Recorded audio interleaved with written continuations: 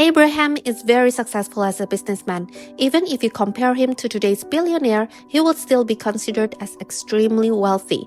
Not just in terms of money, but he was so respected and influential to the point that even kings wanted to negotiate terms and make peace with him. So I have analyzed what is written in the Bible about him, and I have come to conclusion that there are 5 keys that made him super wealthy.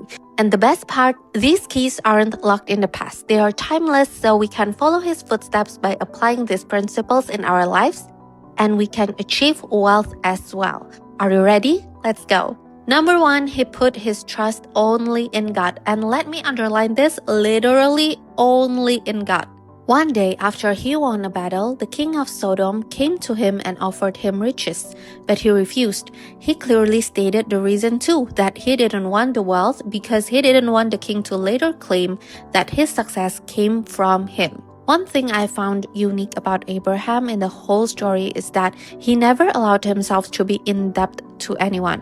He understood that once you became dependent on a person, you may develop hidden obligations to that person, giving them the right to control you. Abraham only let God to control him. This led him to be able to sustain independently, but I'll get to that point later. The second story that proves Abraham put his trust only in God is when he allowed Lot to choose the better land first, then he went the other way.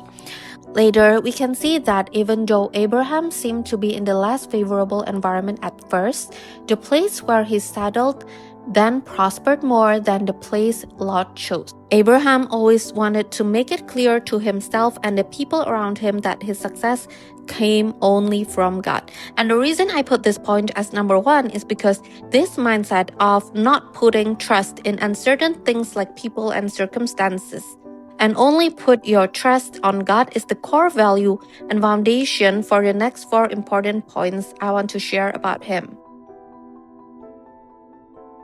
Because Abraham trusted God, God blessed Abraham so greatly that he became extremely wealthy. However, Abraham also did his part by being a good steward. With a great responsibility in hand, Abraham knew he should do his part to sustain what God had entrusted him. His value on putting his trust on God, only on God, developed 2 key skills that equipped him to be a very good steward. The first one is clarity in decision-making because Abraham always acted on principle and not pressure. Because he trusted and obeyed only God, his decisions were guided by faith and conviction, rather than fear, public opinion, or personal gain. This enabled him to clear his mind and make the right decisions for his business. The second one is his ability to sustain independently. The Bible teaches that truth and obedience to God bring freedom. At first, Abraham may not have understood where God was leading him when God called him to leave his homeland and live as a nomad. But even without knowing the destination, Abraham trusted and obeyed God. Because of that obedience, God blessed him, and Abraham is able to create a business system that can sustain independently. And this ability to sustain independently make him not controlled by any ruler, but made him seen as an equal among the kings and nations. Abraham often made decisions based on strategic thinking and his ability to be able to see what is beyond now, and I believe that this wisdom came from God. Having a lot of wealth does not make him idle or too comfortable. For example, beside being a good steward to protect his business internally, he needs to protect what has been entrusted to him from external threats. That is why Abraham developed another valuable asset from his wealth, which is trained military forces. And these forces not only provide security and protection for his household, but also became a strategic advantage when facing threats and gave him influence and credibility among kings and allies. Abraham always showed that he did not take things for granted or accept favors that could compromise his integrity. When he needed a burial place for his wife Sarah, he insisted on paying the full price for the cave instead of just accepting it as a gift. This act showed that Abraham valued honesty and fairness. He preferred to obtain what he needed through rightful means.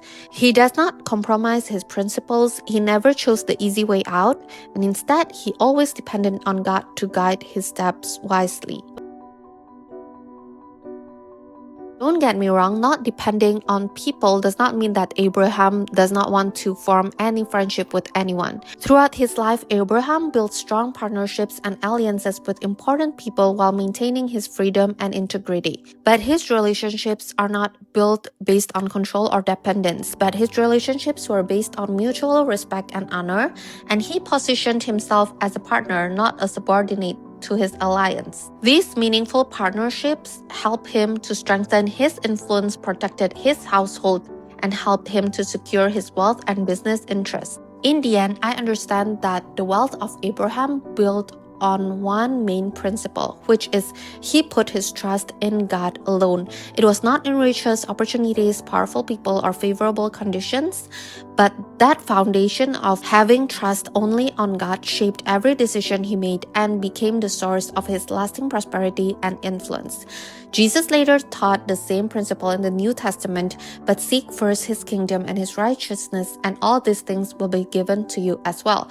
All these things, including wealth. So Abraham's life reminds us that true wealth will come when we became the kind of person God can trust with influence, responsibility, and blessing. When we put God first, build our life in the righteous principles, and trust Him to guide our path, wealth then becomes a byproduct. It's just a bonus, not your main pursuit. Wealth will follow you naturally as you walk in wisdom, integrity, and faithfulness in God.